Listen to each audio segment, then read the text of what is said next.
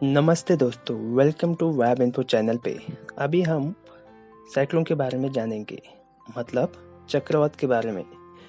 ये टॉपिक पे मैंने इसलिए बनाया है क्योंकि हर साल साइक्लोन आते हैं, तो आपके माइंड में क्वेश्चन तो आया ही होगा कि ये साइक्लोन कहाँ पे बनता है, कैसे बनता है, और कोस्टल एरियाज को धड़कने के बाद बहुत सारा प्रॉपर्टीज का डिस्ट्रक्शन होता है। तो इसके बारे में आपको बताने की ज़्यादा ज़रूरत नहीं है। तो आगे का वीडियोस देखने से पहले जिन्होंने अभी तक ये चैनल सब्सक्राइब नहीं किया तो सब्सक्राइब कीजिए, ताकि और भी अच्छी वीडियोस का नोटिफिकेशन मिल जाएगा। चलो तो देखते हैं साइक्लोन के बारे में। साइक्लोन ओशन पे बनते हैं क्योंकि यहाँ साइक्लोन बनने के लिए कुछ फेवरेबल कंडीशन होते हैं, जैसे कि large water bodies, more than 27 degree Celsius temperature, Coriolis force etcetera.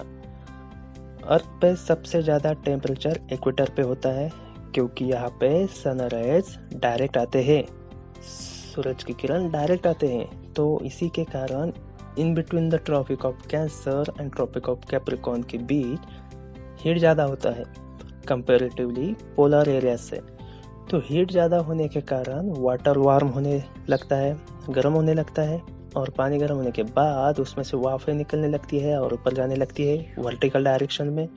तो उस गर्म वाफ के नीचे समुद्र पर लो एरिया प्रेशर क्रिएट होता है, और जो गर्म वाफ है ऊपर जाकर ठंडी हवा में मिलकर उसका क्लाउड बनने लगता है, मॉइस्चर क्रिएट होता है।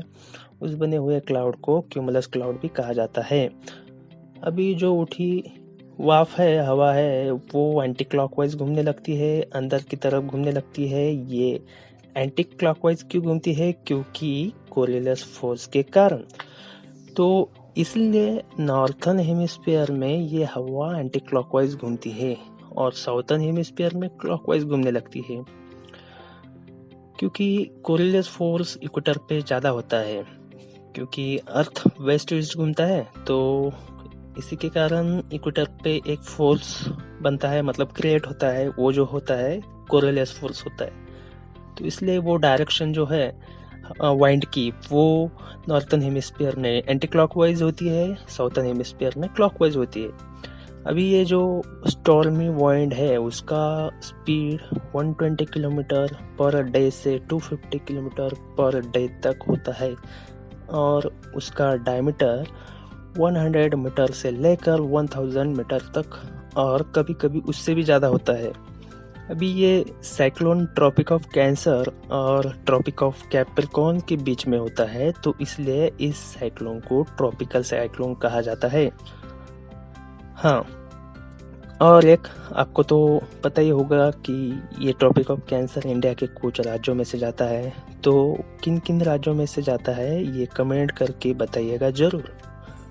आपको और एक क्वेश्चन मन में आया होगा कि ये साइक्लोन के नाम कैसे दिए जाते हैं, जैसे कि निसर्ग, निर्वाण, तोतकी, यास, उसके बाद गुलाब, शाहीन, जावद, असानी, मैंडस, मोशा एक्सेट्रा। एक इसके बारे में, इसके लिए हम एक अलग सा वीडियो बनाएंगे। तब तक के लिए आप एक सिंपल सा काम कीजिए, ये वीडियो को लाइक कीजिए, शेयर कीजिए, सब्सक्राइब कीजिए, and thank you for this watching this video.